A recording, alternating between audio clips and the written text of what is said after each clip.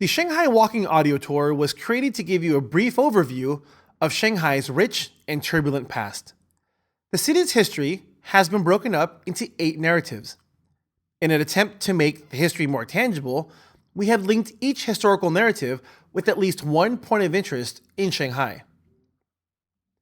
You may have noticed that all tracks are labeled either Directions, History, or POI, which stands for Point of Interest.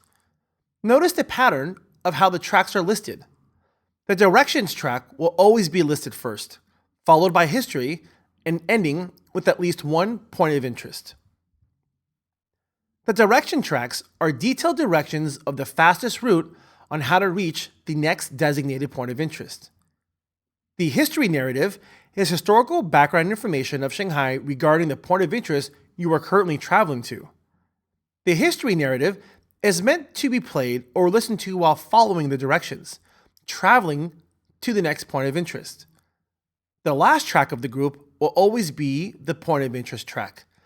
The point of interest track is a narrative providing an informational description of significance and/or importance, linking the history narrative to the designated point of interest. After you have visited and listened to the designated point of interest track, the next track will be the directions track from the next point of interest, followed by another history narrative, ending with a point of interest narrative, and the pattern continues until you're finished with the walking tour. Unfortunately, many of the historical buildings, structures, and other various locations tied to Shanghai's opulent history have been eliminated and/or erased in the modernization of Shanghai.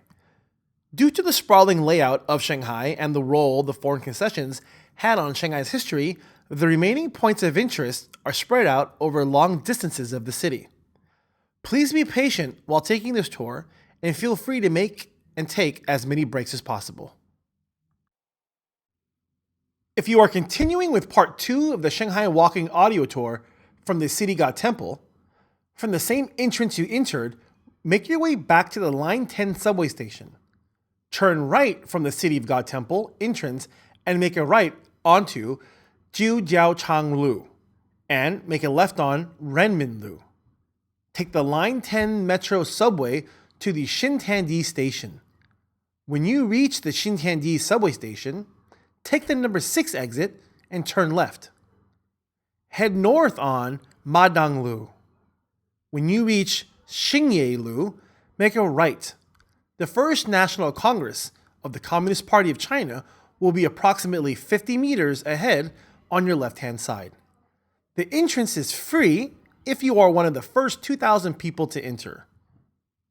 If this is your first point of interest of the day, you will start your tour at the Memorial House of the First National Congress of the Communist Party of China, located at 374 Huangpi Nan Lu.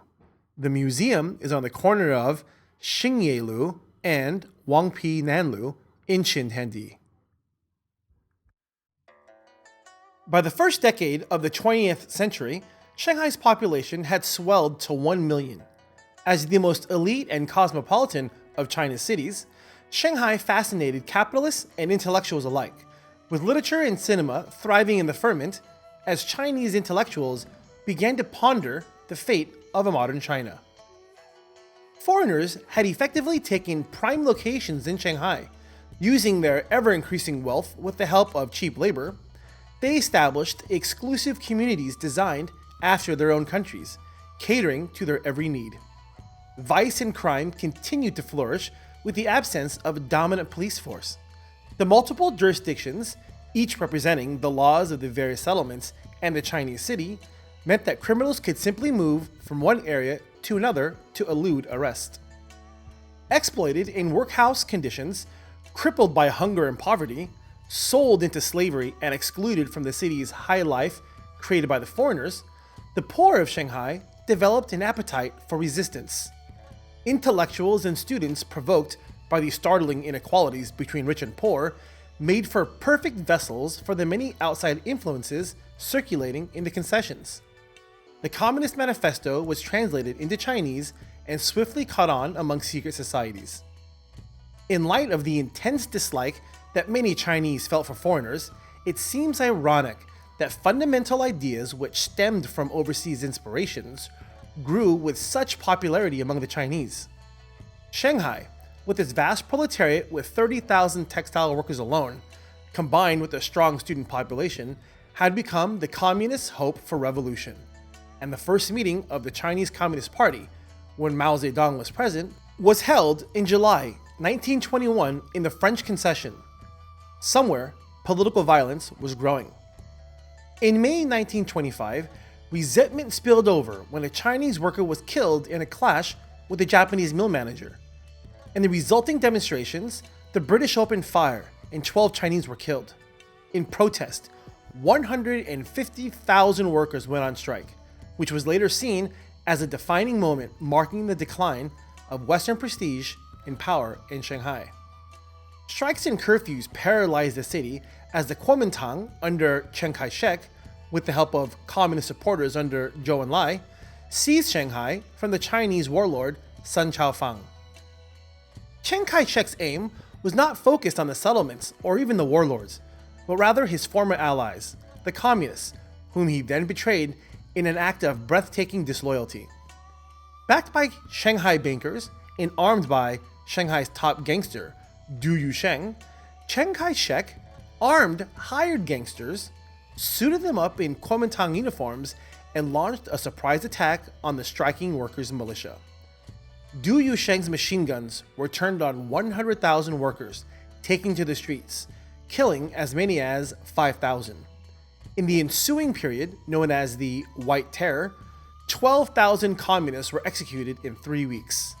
Zhou Enlai and other communists fled to Wuhan, leaving Shanghai in the hands of the warlords, the wealthy, and the Kuomintang. Nestled away safely in a world of selectively structured law and cruel capitalism, by the 1930s, Shanghai had reached its economic zenith and was soon to begin its fatal downward slide. Shanghai had become a modern city, equipped with Art Deco cinemas and apartment blocks, the hottest bands and the latest fashions, a place of great energy where two cultures met and neither prevailed. Chinese magazines carried ads for Quaker Oats, Colgate, and Kodak, while Chinese girls dressed in traditional cheaphows advertised American cigarettes. Shanghai's modernity was symbolized by the bun, Shanghai's Wall Street, a place of feverish trading and an unabashed playground for Western business sophisticates. To this day, the strip alongside the Huangpi River remains the city's most eloquent reminder that Shanghai is a very foreign invention. The Paris of the East and Whore of the Orient became an increasingly exotic port of call. Flush with foreign cash and requiring neither visa nor passport for entrance, Shanghai became home to the movers and the shakers, the down and out, and on the run. It offered a place of refuge, a fresh start, and rejected no one. Everyone who came to Shanghai, it was said, had something to hide. By 1934, Shanghai was the world's fifth largest city, home to the tallest buildings in Asia, boasted more cars in one city than the rest of China put together, and provided a haven for more than 70,000 foreigners among a population of 3 million in total. The city had become 3 times as crowded as London, and the cosmopolitan mix of people was unequaled anywhere in the world. Between 1931 and 1941, 20,000 Jews took refuge in Shanghai, only to be forced into Japanese war ghettos and to flee again in 1949. Adding to the mix was a huge influx of Russians seeking sanctuary from the Bolshevik Revolution of 1917. In 1895, the Japanese had gained treaty rights, and by 1915 had become Shanghai's largest non-Chinese group, turning Hongkou into a de facto Japanese concession. A communist must never be opinionated or domineering, thinking that he is good in everything while others are good in nothing. He must never shut himself up in his little room, or brag and boast and lord it over others. As for people who are politically backward, communists should not slight or despise them, but should befriend them, unite with them, convince them, and encourage them to go forward. Mao Zedong. The beginnings of a revolution started behind the walls of this building, and what occurred inside on July 23, 1921, transformed China forever. The first Communist Congress Museum honors the 13 delegates that met at the house on 106 Wanxi Road, who secretly gathered here to hold the first ever Congress, marking the birth of the Chinese Communist Party. Originally a French home, it is now restored to depict the furnishings and lifestyle of the 1920s and features a wall with the portraits of Communist China's founders. The Memorial Hall is sited within a preserved alley lane building, or shikumen, and forms a grand site with its black wooden doors contrasted against rich red and gray brick walls and intricate carvings on the doorframe. On the ground floor, you can stand in the room where the whole party began, in what was once the house of the delegate Li Hanjun. Up the marble stairs in the exhibition of historical relics showing the founding of the Communist Party of China is a highly patriotic hymn to early Chinese communist history, with exhibits such as the Chinese translation of Mary E. Marcy's The ABC of Das Kapital by Karl Marx. This dizzying Marxist spin of the museum commentary is a salutary reminder that Shanghai remains part of the world's largest communist state. The group's meeting room was in the basement, which has been restored with fittings replicating the exact conditions of the time. Although this is the first meeting place of the Communist Party, it now contains important cultural artifacts from each key period of communist rule over China. Exiting the First National Congress of the Communist Party of China building, turn right and make another immediate right on Xingye Lu, heading west. You will eventually cross the elevated highway using the bridge on your left-hand side. Follow the road along the turn and you will eventually pass Madang Lu, and you should now find yourself on Nanchang Lu. You will make a left heading south on Xinan Lu, and make a left on Xiangshan Lu. You will see a sign for Sun Yat-sen's residence. The entrance fee is 20 RMB, 10 RMB for students with an ID card. The Chinese people have only family and clan solidarity. They do not have national spirit. They are just a heap of loose sand. Other men are the carving knife and the serving dish. We are the fish and the meat. China is now suffering from poverty, not from unequal distribution of wealth. Where there are inequalities of wealth, the methods of Marx can, of course, be used. A class war can be advocated to destroy the inequalities. But in China, where industry is not yet developed, Marx's class war and dictatorship over the proletariat are impracticable. Sun Yat-sen, 1924. Dr. Sun Yat-sen and his wife Sun Qingling lived at this house from 1918 to 1924. Then the road was known as Rue Molière, one of the city's most picturesque streets. The house is currently on the list of China's national cultural heritage sites. Dr. Sun, revered as the founder of the Republic of China, was a key figure in the 1911 revolution that toppled the country's last feudal emperor. Sun, second of the three famous Sun sisters, was married to Dr. Sun in 1915. Her younger sister, Sun Meiling, was married to Chiang Kai-shek, leader of the Kuomintang regime in the 1940s. Sun Qingling was known for her patriotism and charitable spirit. It was in this building that Dr. Sun decided to cooperate with the Communist Party for the first time. When Sun Qingling returned to Shanghai from Chongqing after World War II, she found her house on Xiangshan Road, where she'd lived with Dr. Sun, abandoned and damaged. In the spring of 1949, her brother-in-law, the former Kuomintang leader Chiang Kai-shek, agreed that she live in the white villa shaped like a ship at 1843 Weihai Road. Sun Qingling resided here until she moved to Beijing in 1963. After the war, Madame Sun offered the villa as a memorial to her late great husband. It is now open every day to give visitors an intimate glimpse into a remarkable period in China's history and placed under the state's protection. Walking in the area, just beyond the boundaries of Fuxing Park, feels almost like walking through a backstreet of London. While Changshan Road leads to the always chaotic Weihai Road, the area is a picture of serenity. Many heavyweight people in Chinese contemporary history once lived by the park, including Dr. Sun, young Marshal Zhang Shuiliang, and Zhao Taofen, a famous journalist, political commentator, and publisher. The Garden House, with the history of more than 100 years, was placed under national protection in 1961. Some precious photos are still kept in the building, including group photos of the Chinese Communist Party and Kuomintang. A 3-story building next to the residence is a memorial to Dr. Sun. More than 300 precious relics are on display in the new 700 square meter museum, including articles Dr. Sun and Madame Sung used during their daily lives and pictures of their friends and colleagues. Its first floor showcases historical objects and documents reflecting Dr. Sun's life and revolutionary experiences. The second and third floors are offices. Items on display in the residence include the officer's sword, military maps, and writing tools once used by Dr. Sun. A 60-centimeter high brass statue of Dr. Sun, which was donated by a local collector who was not willing to be named, is the most precious of the articles. The statue portrays Dr. Sun sitting in a chair with the script lying open on his knees. The statue was made in the 1930s by Paul Landowski, a French sculptor.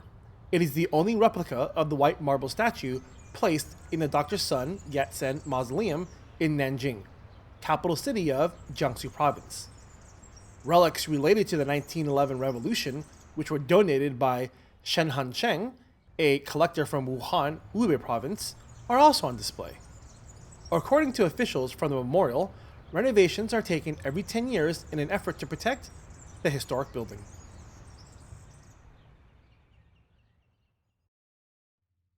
Please make your way to the Paramount Club on 218 Yuan Lu in Jing'an. The Paramount Club is located on the northwest corner of Yuan Lu and Wanhangdu Lu, where it turns into Huashan Lu. This landmark is easily accessible from the Line 2 subway line, Jing'an Temple Station, exit number 1. Exiting Sun Yat-sen's residence, turn left and walk south on Sinan Lu towards Fuxing Lu. When you reach Fuxing Lu, turn left and walk towards Xintiandi. You will take the Metro Line 10 towards Xinjiang Wancheng for 3 stops and transfer to Line 2 at the East Nanjing Road Station. Take the Line 2 Metro towards East Shujing Station and get off at the Jing'an Temple Station and walk out of exit number 1.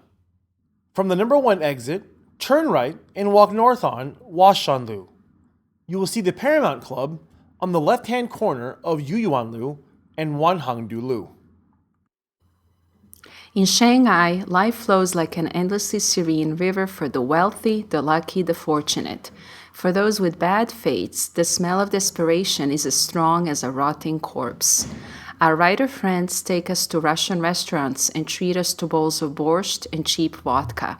Playboys, our countrymen who come from wealthy families, study in America, and go to Paris on vacations, take us to the Paramount, the city's biggest nightclub for joy, gin, and jazz. From Shanghai Girls.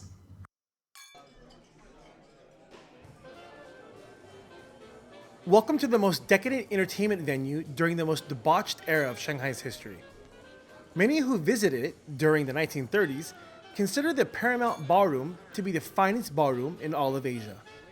In 1932, a group of Chinese bankers bought a piece of land and hired S.J. Young to be the architect and designer of the Paramount nightclub. As a gifted architecture and designer, Young devoted himself to incorporating the most modern American design at that time and designed the Paramount into a 3-story building of sinful pleasures. Originally designed for an elite clientele of Chinese and foreigners, The Paramount Ballroom included 2 dance floors, as well as a lounge, a bar, and 2 private banquet halls. Crystal, white wood, and marble made up the majority of the building materials, for which created an iconic Art Deco style of architecture and decoration.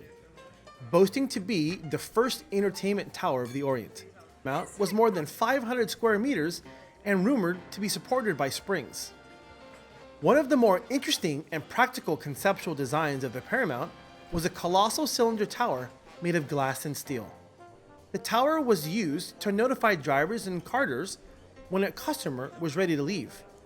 A waiter would put his car number or other useful codes on the tower, which acted as an illuminated magnified projector for those standing on the outside of the nightclub. Also known as Bailamen, which literally translates to Gate of 100 Pleasures, men bought tickets at the door and exchanged them for dances with professional hostesses. This was an Eden of hedonism, a place where Chinese tycoons and gangsters mingled with pretty girls and foreign adventurers in an atmosphere of giddy modernity. Despite the ingenious design features, the Paramount Ballroom only lasted for 3 years under its original owners before going bankrupt in 1936. In 1937, it was converted into a taxi dance hall featuring Chinese dance hostesses, which it remained until the early 1950s. In 1954, it was reopened as the Red Capitol Cinema, showing Maoist films and a theater. After the Cultural Revolution, the Paramount became defunct. Going through various changes in structure, design, and contents over the ensuing decades, the Paramount has recently been revived as a dance hall. Today, it is one of the most recognized icons from the nightlife of the 1930s in Shanghai. It is a stunning example of Art Deco architecture. For those who are interested in the macabre, it is alleged that the Paramount Theater boasts not one, but 2 ghosts. Rumor has it that in the 30s, an occupying Japanese soldier shot a Chinese woman who refused to dance with them. Her ghost can still be seen loitering around the original dance floor on the 4th floor, scaring night shift workers. The second ghost is claimed to be the result of an unfortunate accident, which resulted in the death of an innocent pedestrian that was struck by falling scaffolding. It is said that this mischievous poltergeist can be found throwing random objects out of the 4th floor window of the theater.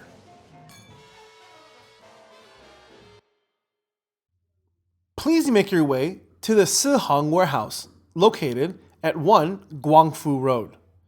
You will now make your way to the Line 2 Jing'an Temple Station. From Yuan Lu, you will turn right and walk south on Wanhangdu Road, as it will turn into Guashan Lu.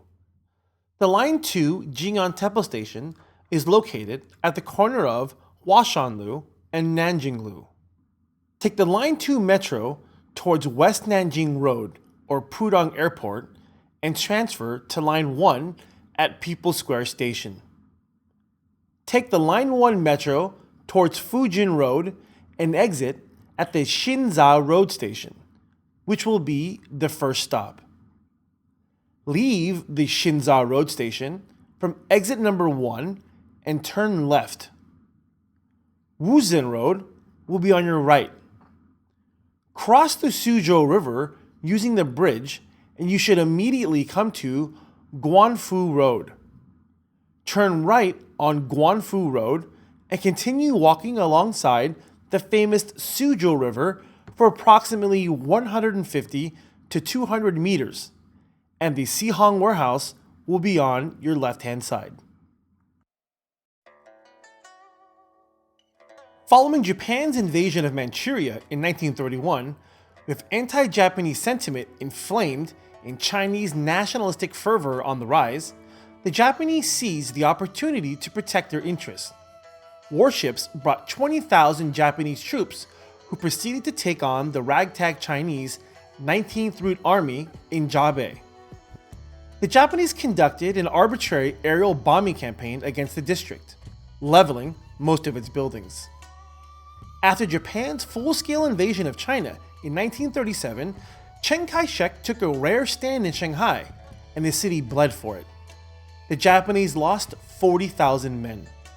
The Chinese estimated losses between 100,000 to 250,000.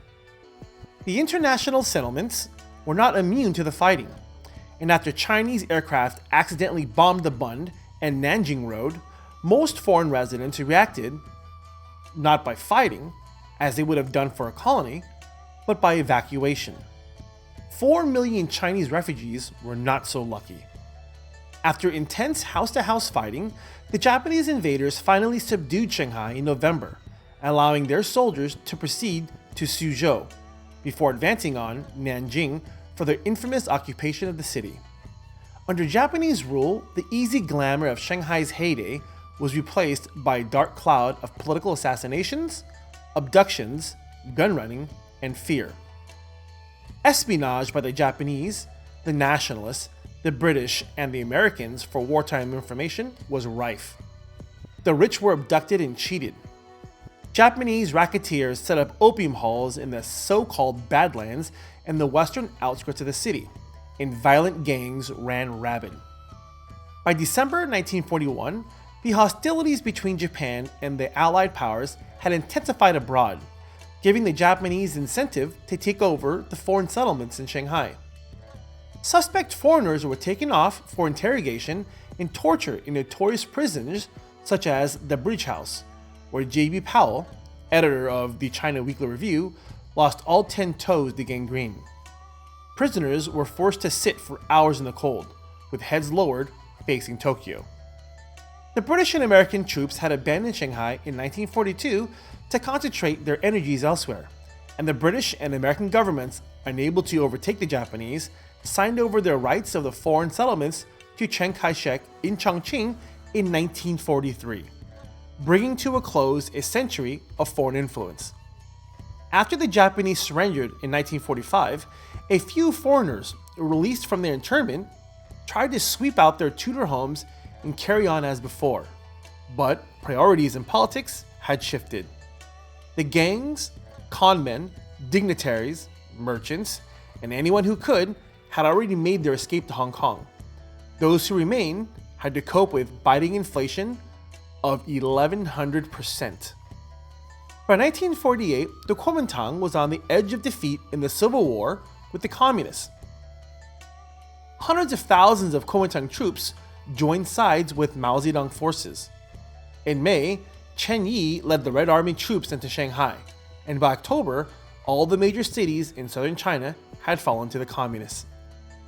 In Beijing on October 1st, 1949, Mao Zedong stood atop the gate of heavenly peace, announced that the Chinese people had stood up and proclaimed the foundation of the People's Republic of China.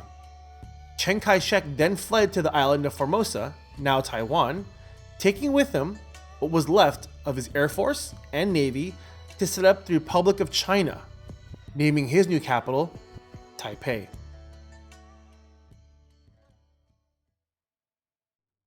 The number of wounded had started growing, and there was little that could be done for them in the primitive conditions at the warehouse.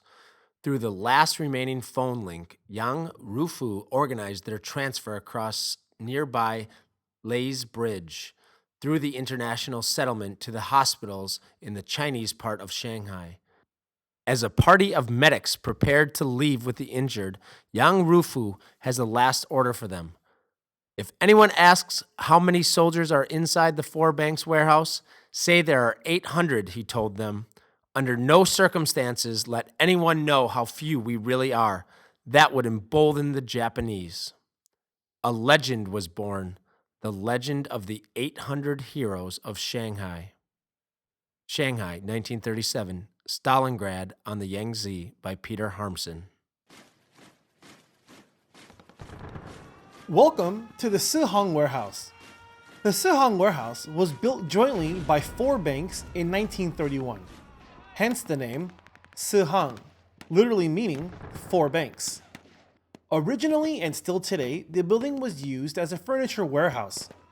During the Second Sino-Japanese War, Sihong Warehouse was used as the headquarters to the 88th Division, stocked with food, first aid, shells, and ammunition.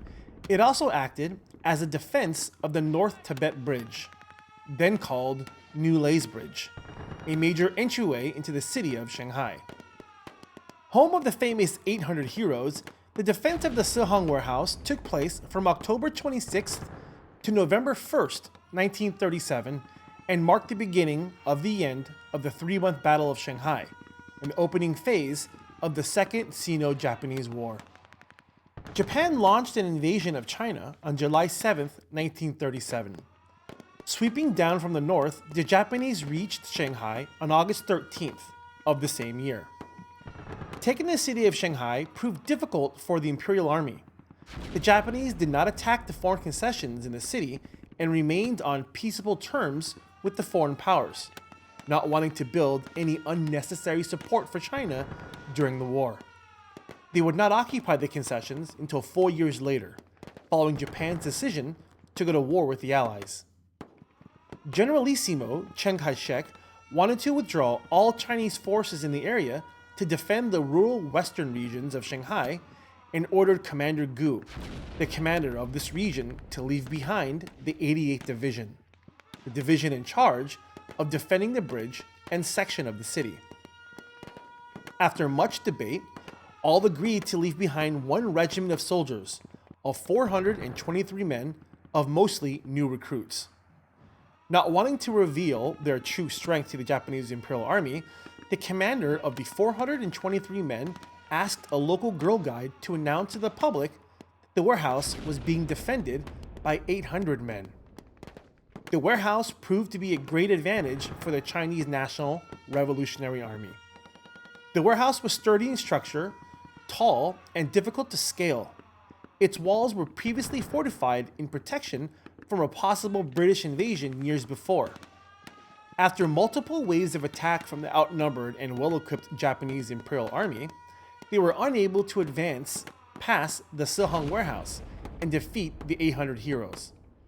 A flight of Japanese bombers circled the warehouse in a last-ditch effort and attempt to draw out the Chinese soldiers, but in fear of hitting the foreign concessions, the Japanese decided not to drop any bombs. Overjoyed of the news of the success of the 800 heroes, word spread quickly through radio, and Chinese citizens donated supplies and aid to help the men defend the city from the Imperial Army. Crowds of Chinese citizens, reportedly as much as 30,000, were seen cheering on the 800 heroes from the nearby banks of the Suzhou River. Soon, journalists and citizens wanted to know the names of all the soldiers of the regiment so they could be announced to the entire country. The soldiers eventually wrote down the names of all the original soldiers of the 54th Regiment to conceal their numbers, and thus the story of the 800 heroes spread. On November 1st, the 5th day of the Sihong defense, because the foreigners in the concessions of Shanghai did not want the sight of the combat so close to them, and pressured by the Japanese, they were able to convince the Chinese to cease resisting and retreat to safety. The commander of the Japanese Imperial Army agreed to allow the Chinese defenders to retreat in safety into the British concession, but later reneged on his promise and fired on them with machine gun and cannon fire during the crossing to safety. 10 soldiers were wounded. As the Chinese defenders retreated into the British and Italian concession, foreign troops seized all of their weapons and placed the 800 heroes under arrest. The Japanese Imperial Army threatened to invade the foreign concessions if the Chinese soldiers were allowed to leave the area. While under arrest in the concessions, foreign officers opened classes to the soldiers, teaching them foreign languages, mathematics, even theology. Chinese citizens would often visit them and entertain them with performances. Sadly, the story of the 800 heroes did not end happily for most of the soldiers. Some were able to flee to Taiwan with the Kuomintang government. Some were assassinated and executed for accused of being collaborators. Some were sent to labor camps after being captured and taken prisoners by Japanese forces as far as Papua New Guinea. And some were persecuted and executed for being branded as Kuomintang soldiers during the Cultural Revolution.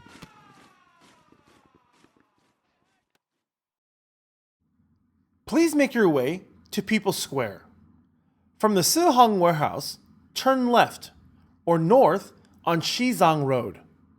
After 50 meters, you should see the Line 8 Chufu Road station on either side of the street. Take the Line 8 metro towards Chengdu Highway and exit at People's Square, the first stop. Exit the People's Square metro station from exit number 11. At exit number 11, you will make a left and walk along Nanjing Road West. After 50 meters, on your left-hand side, you will see a large iron gate and a sign for Roof 325, what was formerly Kathleen's 5 restaurant and the Shanghai Art Museum, which is located near the corner of Huangpi Lu and Nanjing Lu. For the next point of interest, it would be ideal to be somewhere within the vicinity of the Shanghai Art Museum or Roof 325, formerly Kathleen's 5 restaurant. If possible, make your way to the balcony of Roof 325 restaurant and advance to the next track.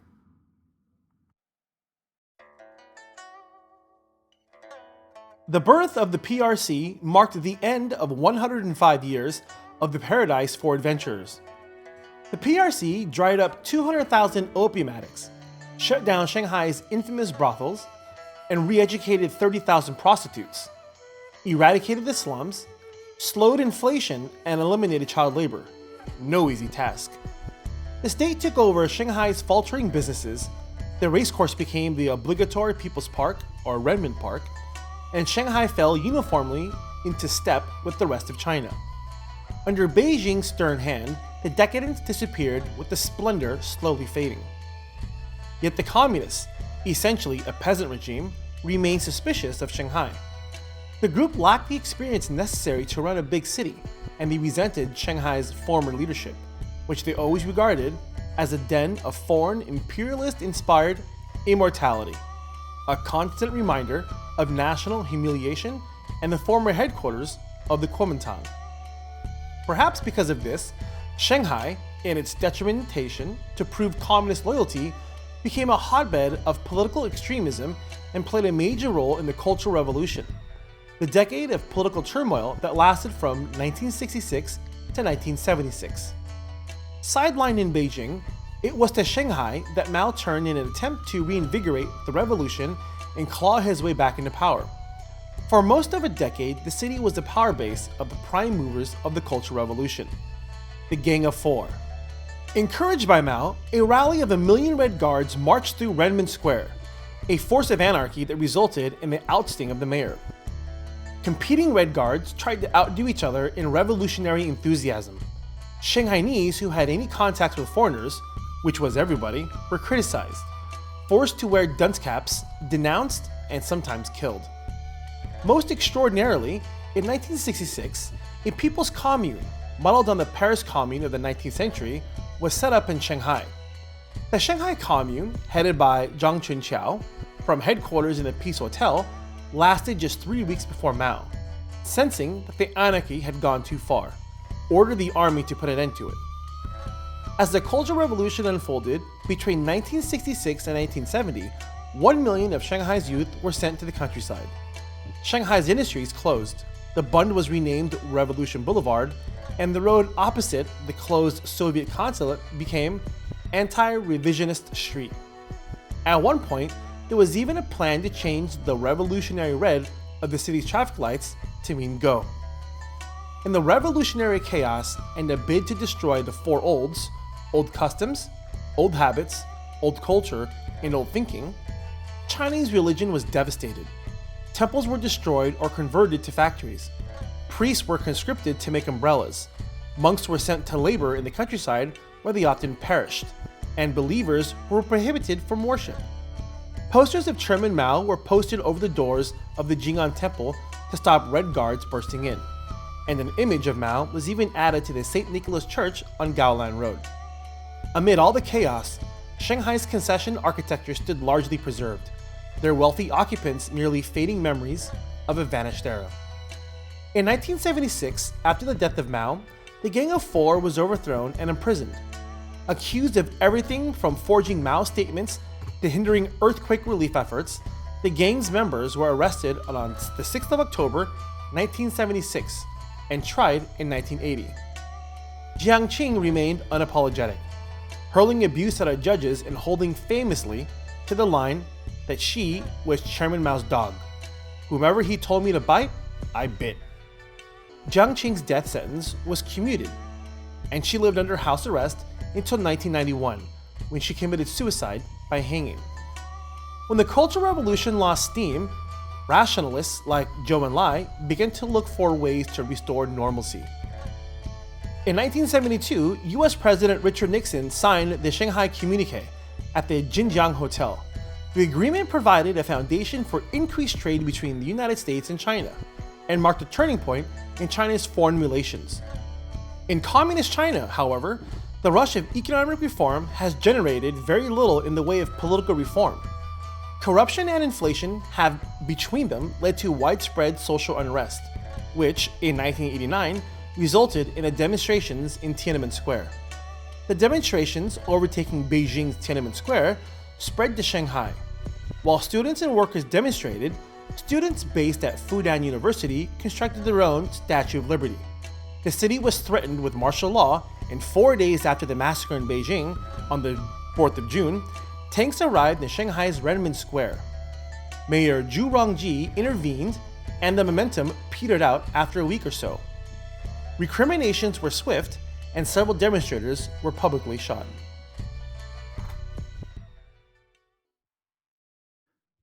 A meeting of persons anxious to join a football game, now in course of formation, will be held at Mr. J. A. Maitland's Chun Fong Hong on Monday 25th, instant at 3:30 p.m, when the rules drawn up will be laid before those present.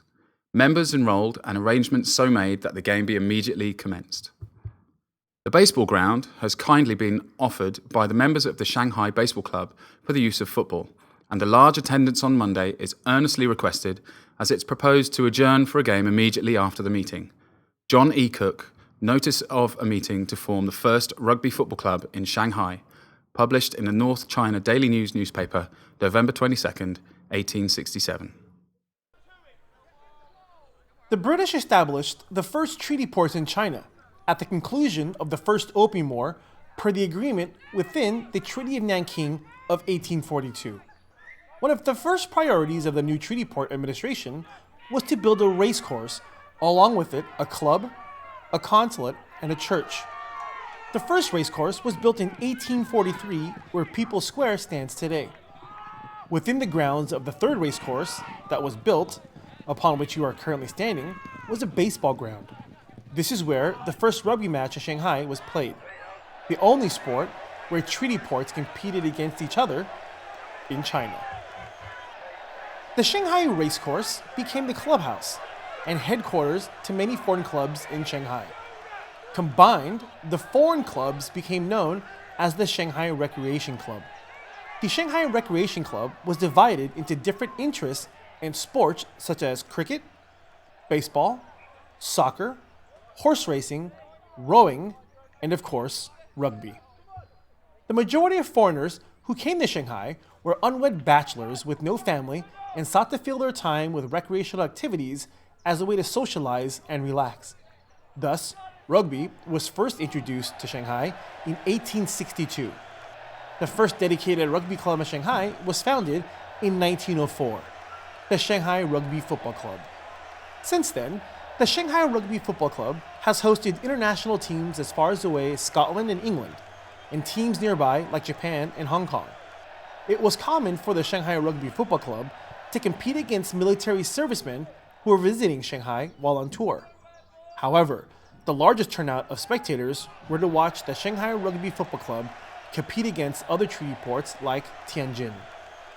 In February of 1934, the new clubhouse of the Shanghai Racecourse was formally opened by Mr. A. W. Burkle, the incumbent president of the Shanghai Rugby Football Club. Mr. Burkle laid the foundation stone of the club in May 1933 on behalf of his wife, who was unable to do so due to her ill health. Her name was Kathleen, and that is how the name of the restaurant that occupies the Shanghai Racecourse Clubhouse today came to be. In a cavity beneath the foundation of the stone Mr. Buckle placed a time capsule of sorts. It can still be seen today, located on the left-hand side of the main entrance of the building. After the revolution and the communists officially took control of China, Chinese citizens were warned that to be a member of a foreign club, recreational or not, was unpatriotic, and the foreign clubs eventually bled dry. By 1954, the last of the foreign clubs officially closed. The Shanghai Rugby Football Club was unable to transfer the remaining funds out of Shanghai before their funds were depleted. It was officially reported that the club treasurer disappeared to Australia with the club's money.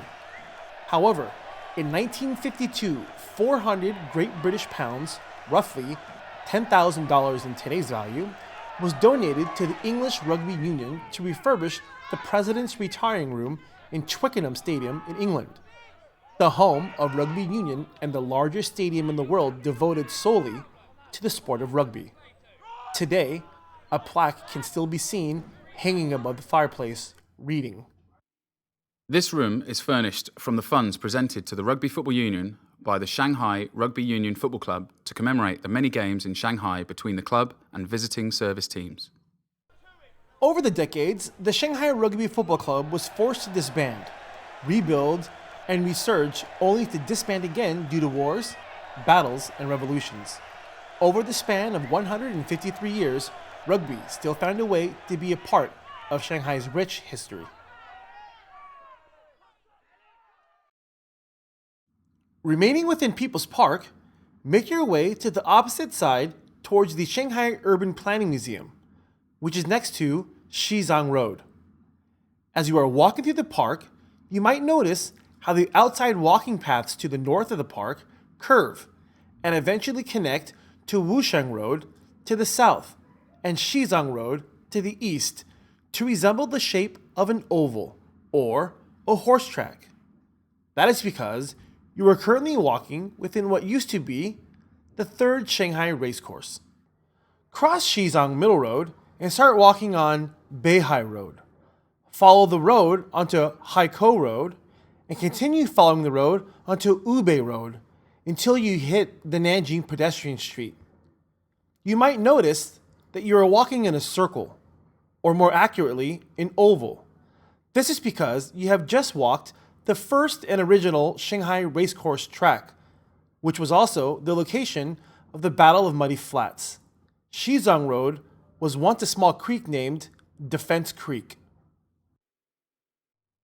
Immense mounds of heads and headless bodies were everywhere about the city and the suburbs, and the unfortunate people who were found alive were ruthlessly pillaged.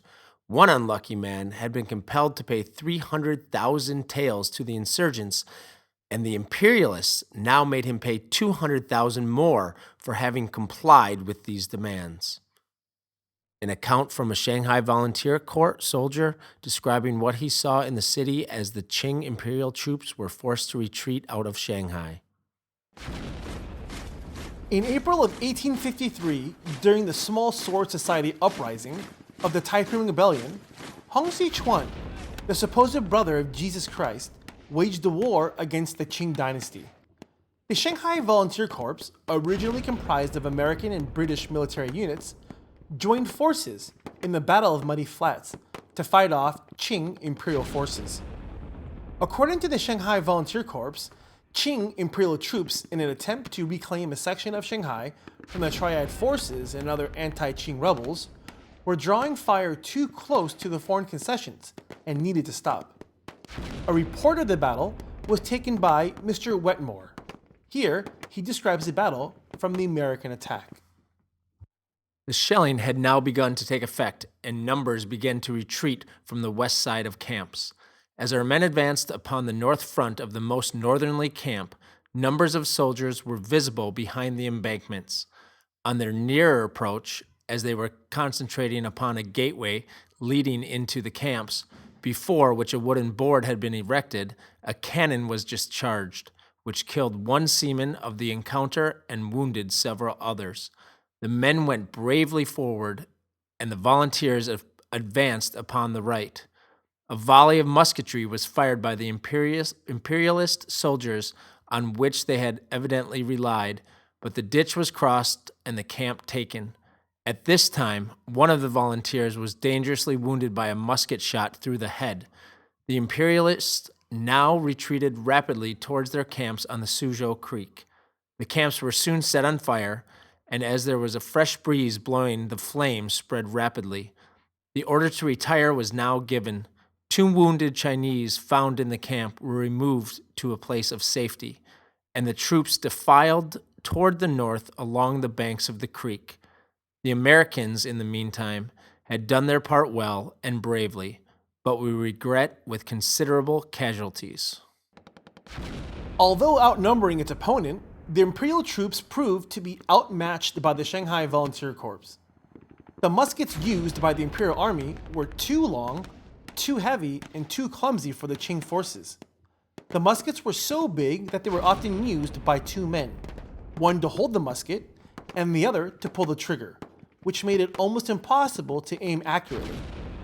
The Battle of Muddy Flat mainly took place at what was then Defense Creek, where Jiujiaochang Lu is today. According to a letter written by a Shanghai Volunteer Corps soldier addressed to his consulate, the Battle of Muddy Flat lasted approximately 2 hours.